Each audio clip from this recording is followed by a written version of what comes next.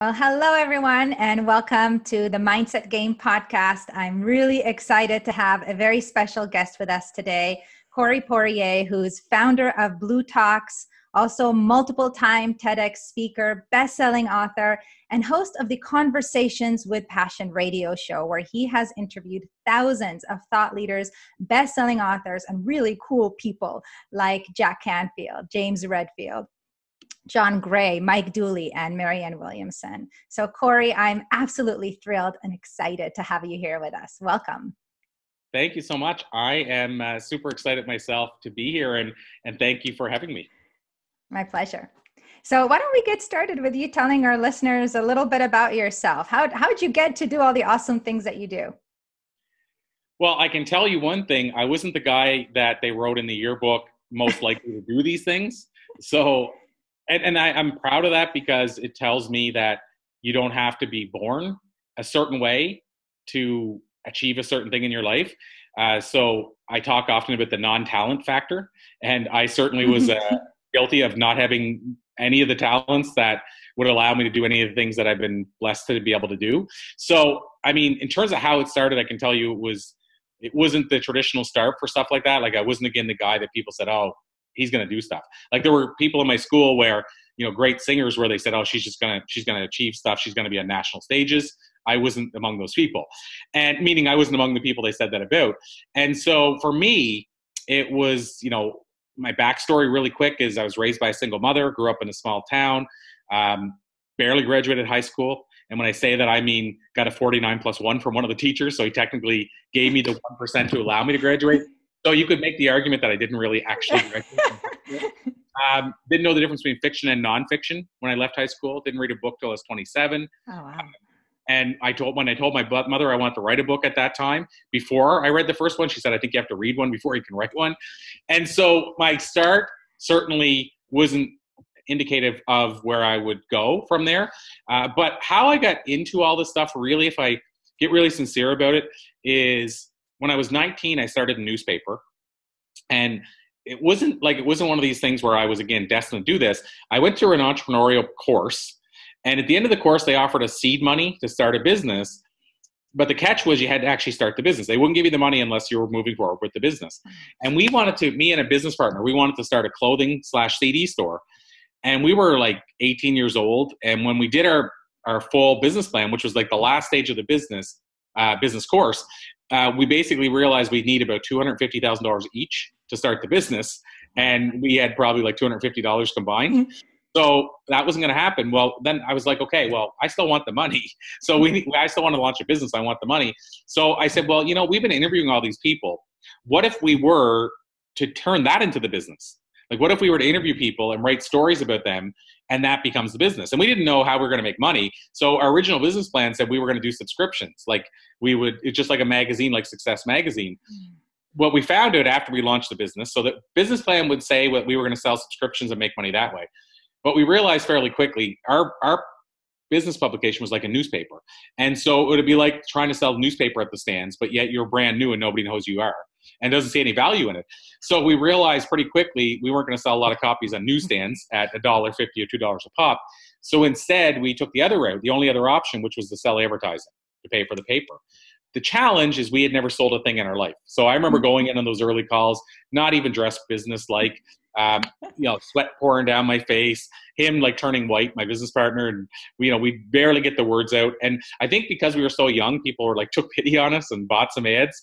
And so we had some success, and that's how it kind of got started. I don't want to say lucky, but that was that was probably what led into me starting. And then the jump point from there is I moved across the country and got a position with a Fortune 500 company. Again, not meant to, like I went in there 3 times for interviews, and each time they said, you need to dress better than this. Like my first time I went in with green dress pants and purple sneakers.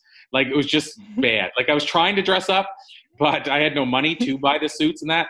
And the third interview, he said, you need to come back with a suit. A second interview, and I said, well, I need the job before I can buy the suit. Wow. So what happened was my mother was with this guy.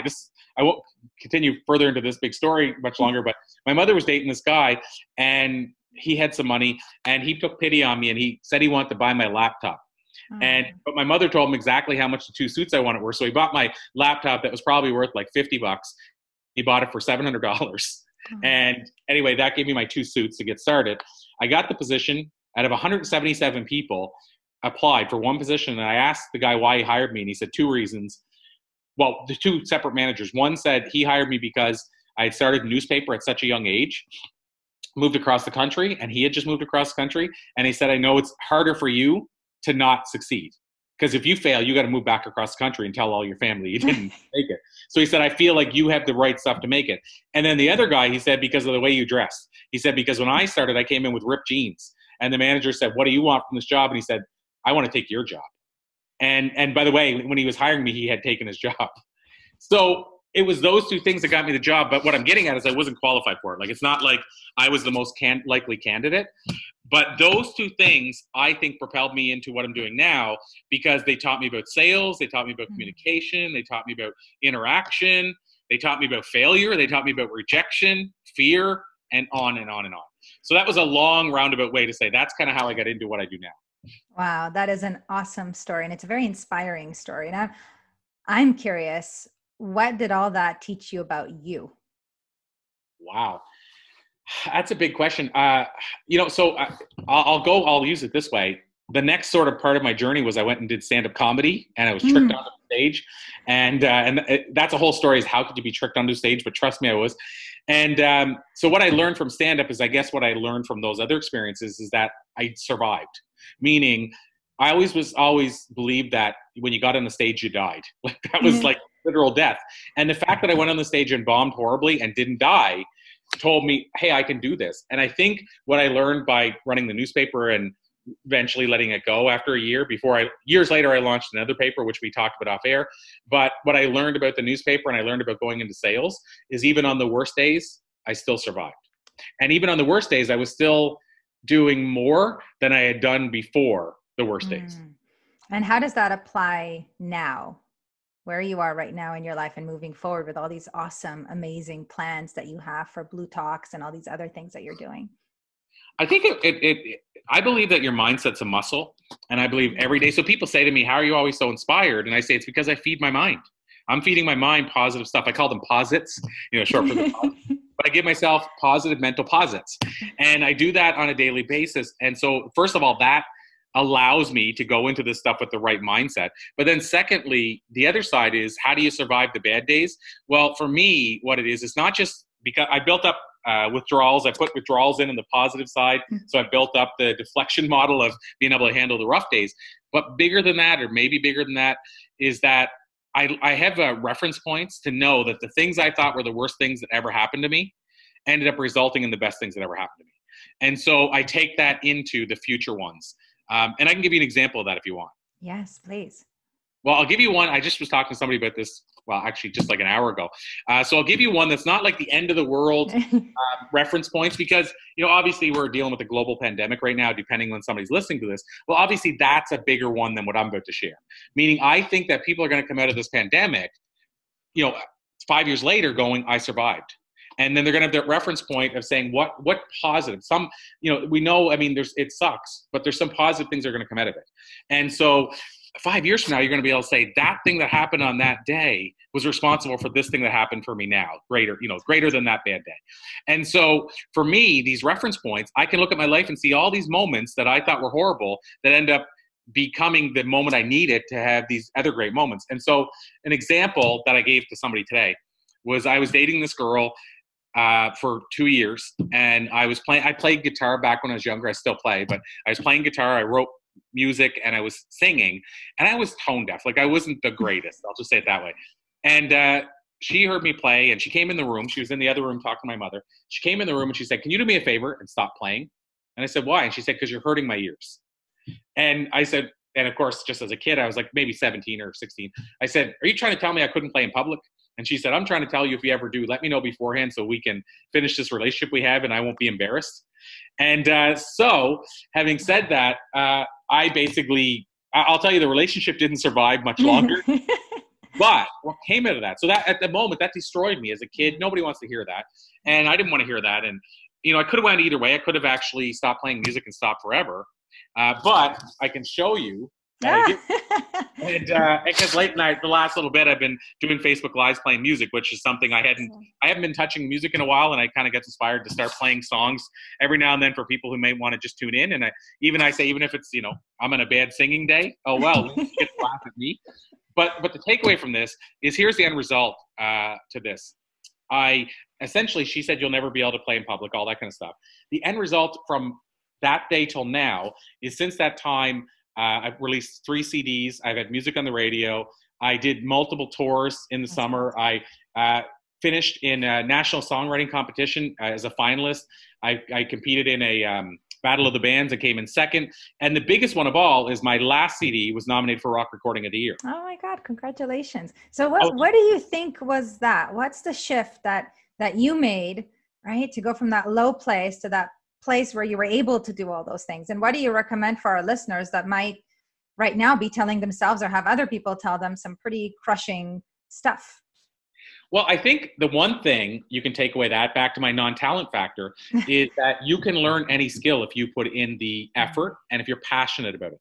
And so I'll give you a comparison to me, because I still know, I'm not the greatest singer, but I write original music that I sing for. So who knows who knows what my song's supposed to sound like? Only me, right? So I write for me. I write for my voice.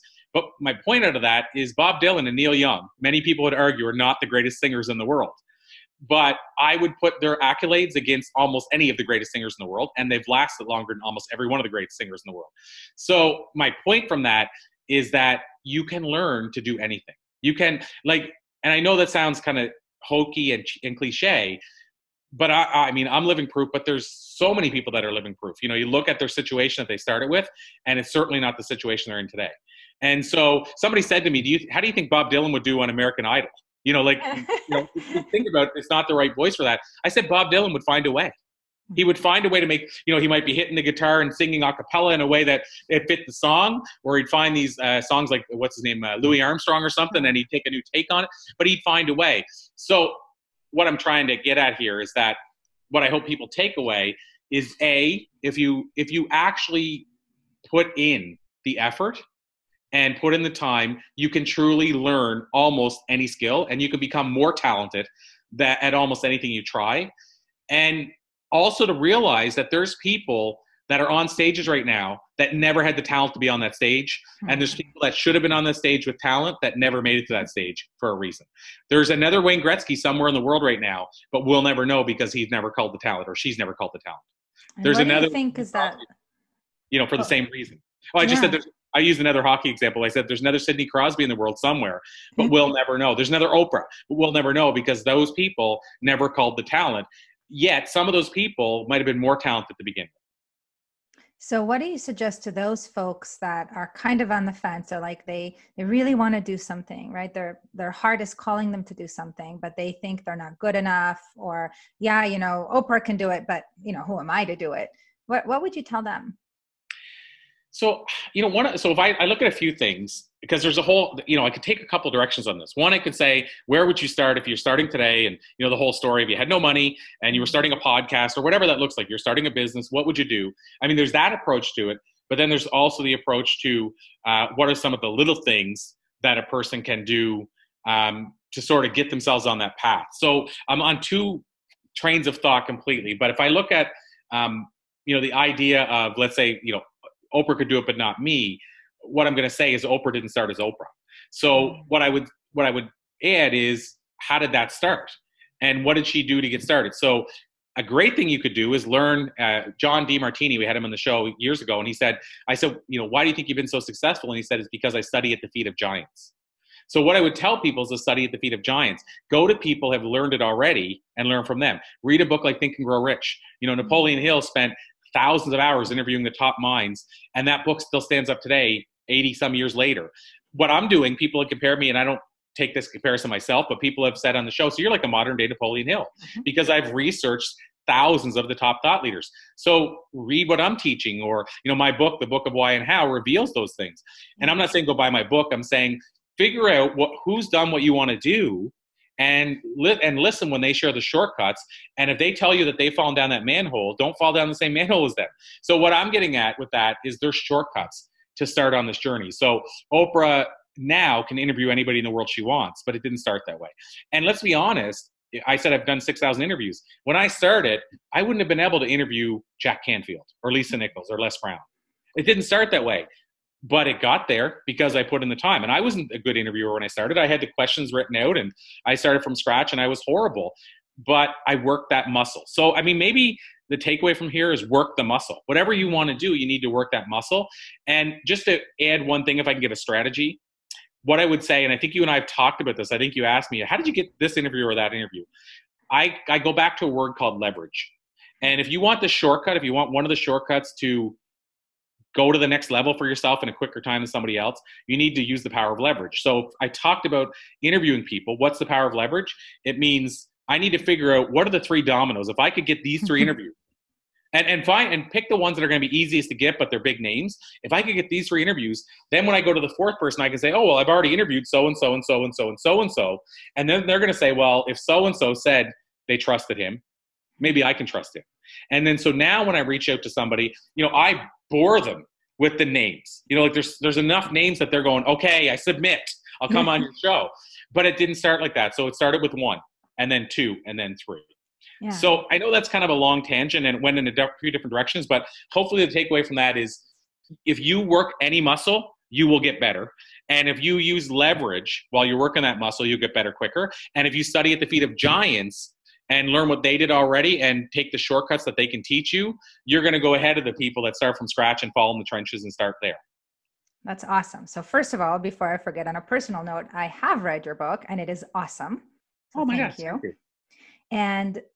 And I think that kind of the common thread here is actually mindset. I think it is the belief, because I think what you're saying is, even if you don't yet have the skill, even if you're not amazing yet at what you want to do, right? Just work the muscle. Start where you are and practice and get feedback and get better. And on the other side of it, in terms of leverage, what's leverage, right? It's you utilizing what you've already done to get people to believe in you, to trust you, right? That when you interview them, that they're going to be presented in a positive way, right? That it's going to be beneficial to them and therefore they can feel safe. So I think it's really just about belief, because think about it. If you didn't believe that you could, right, get better at guitar, become the interviewer that you are, do all the amazing things, you probably wouldn't have even taken all those actions, and studied at the feet of these masters. You wouldn't have made the effort.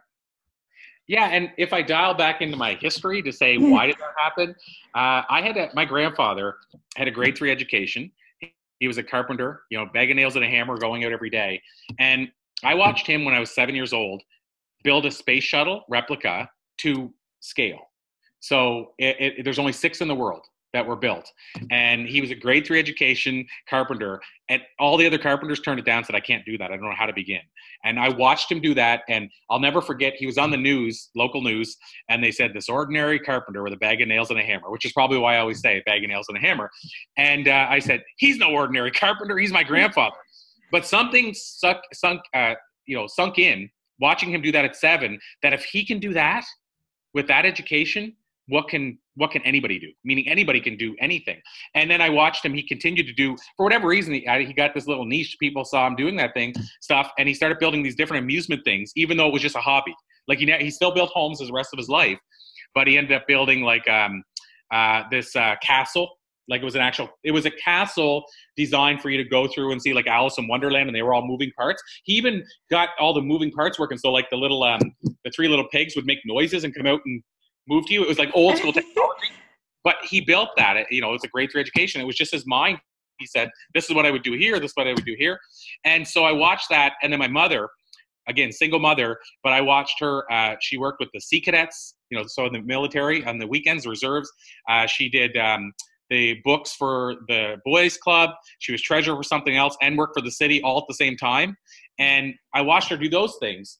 And she did upgrading, but she actually finished high school in grade 10.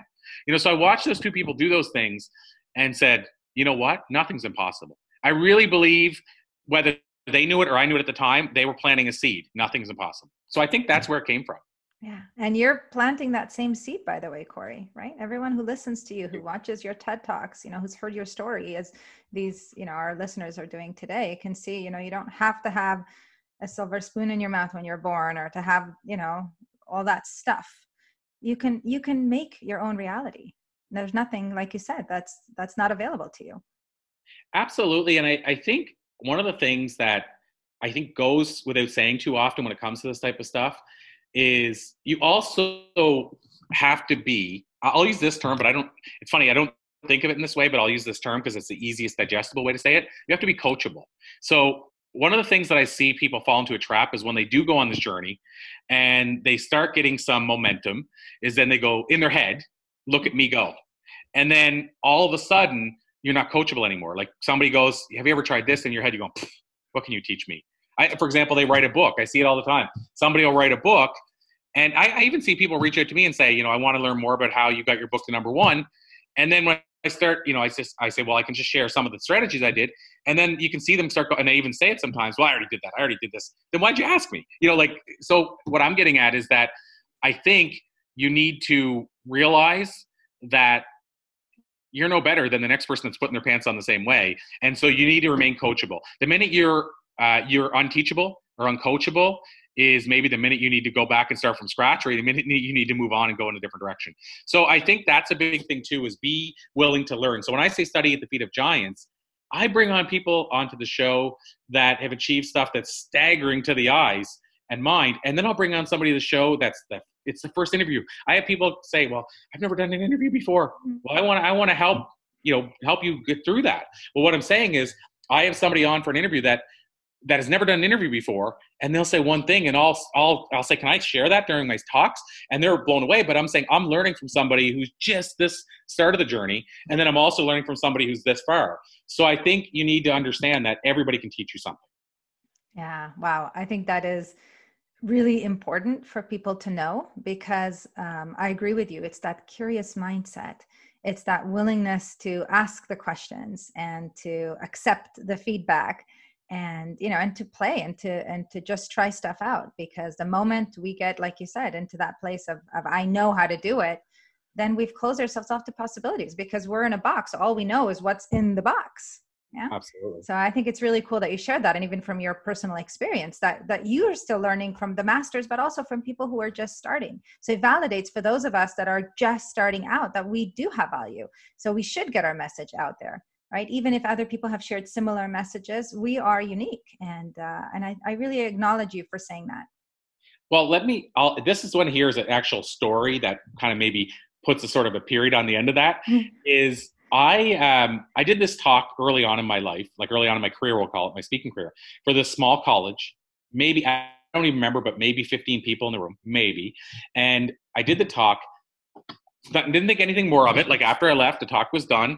And about, I'm going to say maybe 5 years later, this person reached out on LinkedIn and said, I just want to thank you for helping me. And I'm like, how did I help you? And she said, well, you came to our class and you gave me the kick in the butt I needed to go to take a certain, she went to university with a shorter term program, but she said, you gave me the kick in the butt I needed to go do that. And now I manage 3 car rental places. And I don't know what would have become my life if you wouldn't have done that.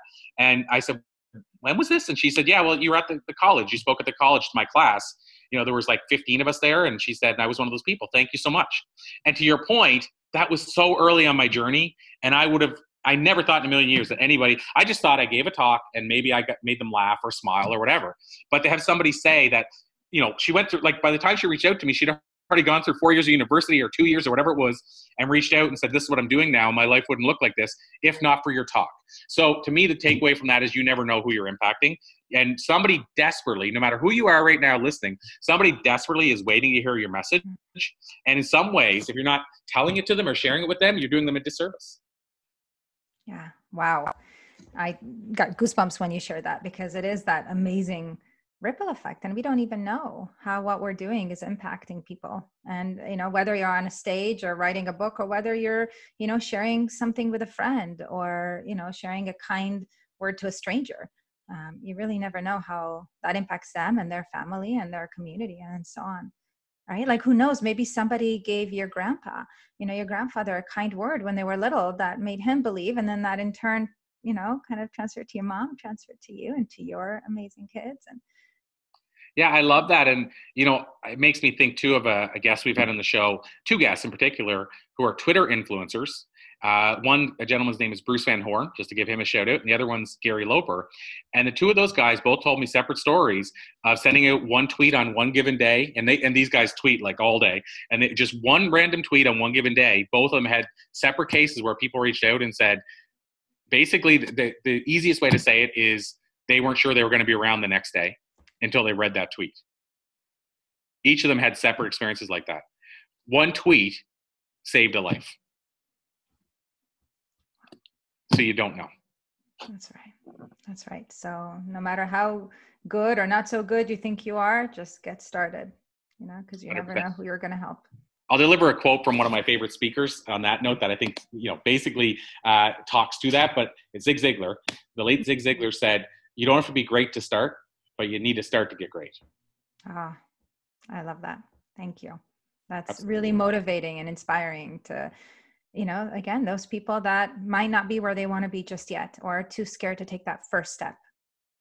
It makes me want to ask, I just right now, it's popped into my head. It makes me want to jump on Facebook in the next day or two and ask to people because I have a lot of people on Facebook that grew up with me. How many of you thought that, any of this stuff would have happened? And I'm betting you that there'll be some that say, oh, I did, that didn't think it at the time. But I promise you there'll be some that say, I never saw this coming at all. My mother would probably tell you now she saw it, but if she was being honest, she didn't see it. Like, I don't mean like look at what I've done or anything. I just mean like any of the things. Like, she wouldn't have saw me writing a book, or we didn't even know what TED Talks was at the time. It didn't exist, but she wouldn't have saw any of those things happening. At the most, she might have saw me playing music because I was obsessed with music, and I played the Bryan Adams song. I played till my fingers bled. So she saw that. I gave up on everything in life at that age. I was a spoiled kid. Before my mother and father separated, I was an only child. He would bring me home like motor go-karts to drive around the yard and stuff. And so I was kind of spoiled. And then, so I never stuck with anything. So when I asked for a guitar, she's like, okay, thinking I would never stick with it. And I played the old beat up acoustic guitar, my fingers bleeding. And she's like, okay, I could see you playing music, because she saw me listening to music every day. That's the only one that she might say yes. But any of the other stuff, no way. How could a guy who never read a book write a book, right? Like, she wouldn't have saw that. And my girlfriend, by the way, went to school with me, and we did a full circle and got together years later. She did. I mean, I didn't stand out. She was the first to tell you. Nothing stood out. Wow. So that is so awesome, because I think, Corey, what you're demonstrating through your experience here, and it's very real to all of us, is that we shouldn't measure our worth or our potential by what other people say or do or think, our perception of what they think. It really should be based on what could be, and just to focus on who we want to be, right? How we want to be, what we want to do, and so on, how we want to contribute, and let that be the focus, not where we are right now. Because if we look at where we are right now, most people wouldn't go anywhere, right? So absolutely. And realize that somebody else's belief around, I mean, this is a cliche too, but what somebody else thinks of you is none of your business. Mm-hmm. And so you need to recognize, like, that girlfriend, she didn't probably mean any, she would never think when she said, don't play your guitar, you're hurting my ears. I don't believe for a minute she thought that would have a long lasting implication. Just like a parent saying to their kid, oh, you're a horrible singer. They don't think when they say that the kid's going to stop singing forever, but it still happens. But my point is that it was none of my business what she thought of my music. Now, it ended up motivating me and turning into great things. But at the end of the day, it still was none of my business. It still shouldn't impact what direction I take. If anything, I get like, I'll show you. But either way, it shouldn't have. I should have just said, you know what? It's irrelevant what you think of me. Now, it's hard to feel that way when you're 16. But I'm telling you, after interviewing a lot of the thought leaders, most of them would tell you, and this is what I share in my TED Talk about what would I tell my younger self. Most of them would tell you what they worried about today, or what they worried about 3 years ago, does not matter today. What they worried about. And so I always say to people, if you're stressing out over something, ask yourself truly, will this thing truly matter in 3 years? If it will, then maybe you spend some time with it. But if you can honestly say, I won't even think about this in 3 years, why are you giving it today? Why are you giving it your time today in your space? That's awesome perspective. And I love how you shared that, what people believe about you, like I said, is not, not your business or nobody's business. I forget the exact quote. But on the flip side of that, when we do extend belief to the people in our life, either directly by sharing it, or like your mom or your grandpa, just by their behavior, by their belief in themselves, then we are helping them. And so kind of as we end our interview today, I'm curious, one last question. what would you say to your own children? You have 2 children, right? If I remember correctly. I have 1.5. I have one that's in the belly. Oh, that's in the belly. I remember. Okay, that's what I remembered. Awesome. So what would 3 you? months away, and then one that's out now. So what would you say to these beautiful souls to help them believe in themselves? Okay, so this is a cliche, and you hear about people telling their kids this, but I think it's. So I'll say it this way: just saying it once to your kids because you heard me say this isn't going to be the difference maker. But if you truly believe this and tell them this regularly, so affirmations, if you repeat this over and over, I think, especially the younger you get at them, the better. I think it will make a difference. So what my girlfriend does, and it's credit to her, not me, but I got to get her back to it because she was doing it like forever, and then took a little bit of a stop. She'd be the first to say it, but she was telling her son every night, "You're going to be great. You're going to be amazing." Like, this is what she told him when he was falling asleep every night, even before he could talk. And she's saying, "You're going to be amazing. You're going to take on the world. You're good enough, regardless of what anybody tells you. Even if we tell you you're not good enough, we're wrong."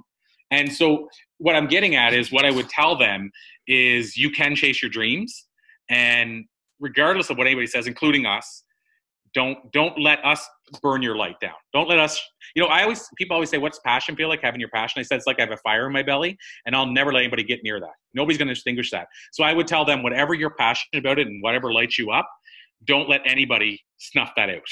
That's what I would say. And then also, again, whatever you think you can do, it is truly possible, and you're going to be big stuff, is what I would say. I believe it. Thank you, Corey. And you've shared so many amazing stories and insights and inspiration for me personally, and I have no doubt for everyone listening, wherever they are in their journey, right at the very, very beginning or in the master stage, right? We're all growing, and we can all benefit from the awesome suggestions and tips and mindsets that you've shared with us. So if people want to connect with you, because you have such a wealth of knowledge and experience and tools, is there a hub where people can go to learn more about your work? Yeah, I would say the easiest direct point, rather than sending people various 5 different places, the easiest place is I'll send people to my main website, which is thatspeakerguy.com. So it's easy to remember, thatspeakerguy.com. On that site, at the top is my social media handles. So if social media is your thing, most of the main platforms are there. But on that page as well is articles that I've written for different publications. My 3 TEDx talks are there. So a lot of the things we're talking about, you can just go there and find them all there. The other thing is, I always like to give a gift when I'm on a show as well. And because I'm in the mindset, I'm doing a lot with speakers right now, helping other speakers take stages. I'd like to give away a book about that. So I have a book called The Book of Public Speaking. And it's easy to find. thebookofpublicspeaking.com is the website. People can go there and grab their copy. I always add that it's a real deal book. It's not like a 5-page ebook or something. It's a full real deal book. There's insights in that book. We included interviews that we did with people like Tom Ziglar, so the son of Zig Ziglar, Heather Moyse, who's an Olympic gold medalist, who then became a speaker, Coach Jim Johnson, who has a cool signature story about how he helped an autistic child get more self-esteem by letting him take the last shots in a basketball game. And the kid ended up scoring the same level of points as an NBA player. He actually sunk, I think it was 18 or 15 3-point shots, and it became national news. And so his talk is about, actually his book's called A Coach and a Miracle. And so what I'm getting at is, these people, he teaches signature stories. Tom Ziglar says, here's what I watched my dad do to crush it from stages for years. So you're getting all that within the book. And essentially, if you ever want to take the stage, it's a great tool. But the other side is, you might not want to take a physical stage. Maybe you want to do Facebook Lives or anything like that. The same stuff in that book will apply. So I'd like to give that free book away. That's the second hub, if you will. That is very generous and awesome, and I thank you. And I can't wait to read it myself, because that's one I haven't read yet. So awesome stuff. My pleasure. Also, thank you again, Corey. You are just an inspiration and a giver, and I'm really grateful for you sharing your life story and where you've been and where you've headed, because I can't wait to see you continue to grow and inspire. Awesome. Well, you made this easy for me, so thank you so much. It's my pleasure as well. Thanks, Corey. Bye-bye. That's this week's episode of the Mindset Game podcast. Visit us at themindsetgame.com for more. And remember to play the mindset game consciously to master your mindset and transform your life.